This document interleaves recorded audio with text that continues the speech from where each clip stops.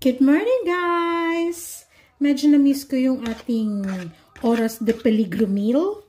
Kaya naman nagluto ako ng pancit canton.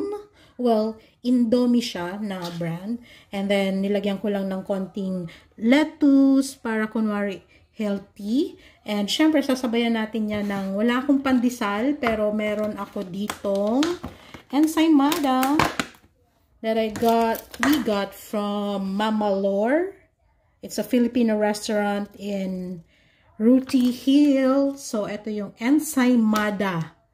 Look at that, ensaymada. Ganito yung ensaymada na nilala ko noon.